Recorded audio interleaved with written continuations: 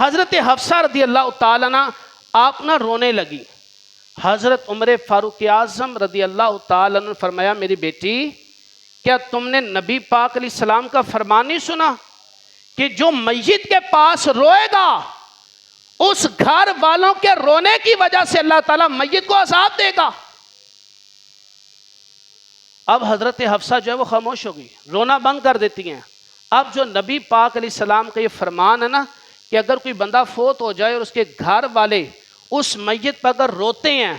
تو میت کو عذاب ہوگا, اس کی تفصیل یہ ہے کہ علماء یہ فرماتے ہیں کہ اگر کوئی شخص یا تو یہ وصیت کر کے گیا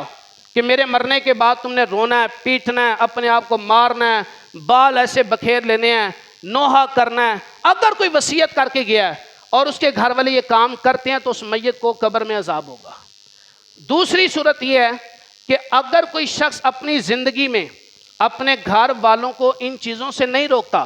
اس کے گھر والے جاتے ہیں, کوئی فوتگی ہو گئی, کوئی رشتہ دار فوت ہو گیا, کوئی عزیز فوت ہو گیا, اور اس کے گھر والے جاتے ہیں روتے ہیں, اونچی اونچی آواز میں رو رہے ہیں. ایک ہوتا ہے صرف آنکھوں سے آنسو کا جاری ہونا, ایک ہوتا ہے جس طرح ہمارے ہاں کوئی فوتگی ہوتی ہے تو جس طرح عورتیں واویلا مچاتی ہیں, شور مچاتی ہیں, کسی کے رونے سے مرنے والا واپس نہیں آ سکتا, لیکن اگر بندہ صبر کرے گا تو صبر بھی اجر ملے گا. اسی لیے فرمایا گیا نا کہ جب کوئی فوت ہو جائے تو کیا کہنا ہے, انا للہ و انا الیہ راجعون. یار ہم سب اللہ کے ہیں, میرا کچھ نہیں گیا,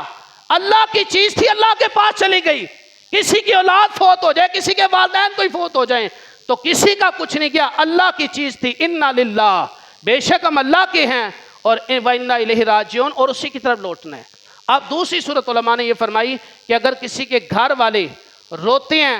دیگر کسی فوتگی میں جا کر کسی میت کے پاس جا کے روتے ہیں, اونچی اونچی آواز میں روتے ہیں, وبیلا مچاتے ہیں, الٹے سیدھے الفاظ جو ہے منہ سے نکالتے ہیں, اور یہ شخص اپنے گھر والوں کو اگر منع نہیں کرتا, اور اگر یہ شخص منع نہیں کرتا اور یہ فوت ہو جائے تو اس کے مرنے کے بعد اگر اس کے گھر والے اسی طرح روئیں جس طرح میت پہ روتے ہیں لوگ,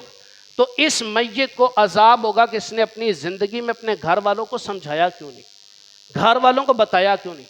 تو یہ بات ذہن میں رکھ لیں, اپنے گھر والوں کو جب موقع ہو نا, موقع محال کے حساب سے کبھی گفتگو کریں اور انہیں بتائیں کہ دیکھیں اگر کوئی دنیا سے چلا جائے, کوئی قریبی کتنا ہی کیوں نہ رشتہ دار ہو, کوئی قریبی کتنا ہی تعلق کیوں نہ ہو, ہمارے رونے سے وہ واپس تو نہیں آئے گا.